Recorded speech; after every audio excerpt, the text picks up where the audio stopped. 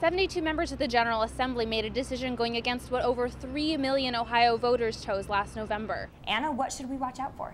The potential for crime on campus is definitely real. Here's one piece of graffiti we can show you. Don't go to this church. It's just one of more than 20 messages that were sprayed all around the building. To give you an idea of just how much 3.2 million pounds is, that's about 80 of these semis full of trash. Like much of his artwork, Blue Raids and Marlins was inspired by nature. Police and firefighters want the voters to think about the future of their city. Some parts of the city, like the historical downtown area, have been around for decades, keeping the charm of Westerville alive. As you can see behind me, this fire truck is flipped over on its side, and investigators here say it's because the driver of this tow truck didn't yield when he heard the sirens.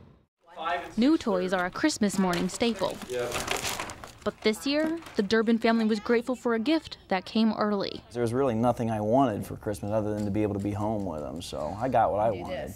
Just 2 days ago, Major Pat Durbin returned from Iraq, where he was serving with the National Guard.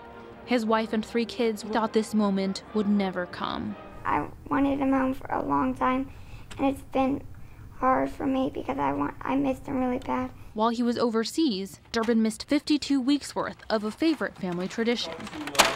Sunday night game night. Schedules are so crazy that Sunday night was just that time where we would do something. And now, he's got some catching up to do. How do you play? Are these supposed to be covered up? And then what? Patrick, Brooke, and Braden are teaching their dad the new games they learned when he was away. But while many things have changed, one thing will always remain the same. Nothing compares. I mean, I love the National Guard with all my heart, but obviously these guys are my heart and my soul. Lisa and the kids decorated most of the house by the time Dad got home. So we made sure we had everything ready. But they waited for him to put on the finishing touch. It's kind of a tradition we do every year. Pat and Brooke always put the angel on top, so we had to wait till he got home for all that. And now, their Christmas is complete.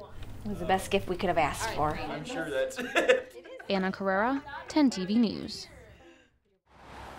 Inside the walls of the Mount Vernon AME Church, stained glass windows bring messages of hope. But just on the other side of these walls stand signs of hate. I can't even fathom in my mind why someone would want to do such a thing. Now, Reverend Wheatley is left to fix a reoccurring problem. This incident is a more personal thing because it's a physical attack against the church. Every wall is covered with hateful messages, tagged with black spray paint just last night.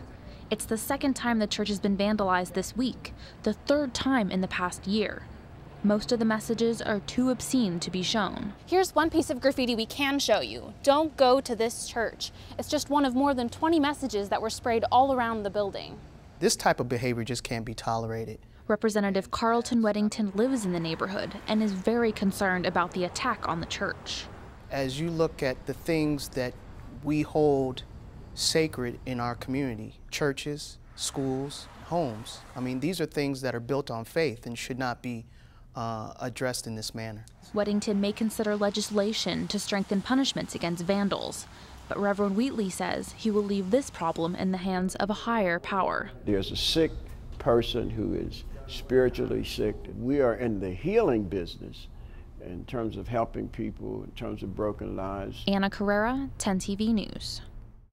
When Desiree Lobb sleeps, she dreams of chickens. I have so much chicken dreams that it's hard to tell it all. And when she's awake, they're the inspiration for her drawings. I drawn more than 70. She remembers one dream she had vividly.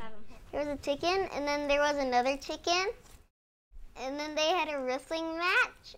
And now, a political wrestling match is happening in Orem. The city council is discussing the chicken issue, and Desiree's desire to have chickens in her home is a major part of the debate. She drew pictures and wrote letters to her city councilwoman, Karen McCandless. And people don't usually consider chickens as pets because historically they've been a source of food. In Orem, you can't own chickens if you live in a residential area, but the new ordinance would change that. The city of Provo passed a similar ordinance last year, and after tonight's city council meeting, these chickens are hoping they'll have a home in Orem as well. They're my girls, and I just adore them. Karen Robinson has a roost of chickens living in her backyard. She says she loves to collect their eggs and uses them to make omelets for her family. We're just hoping that Orem City will be good to the chicken lovers. Desiree says she plans to go to the meeting tonight, and she might do her chicken dance too, just for good luck.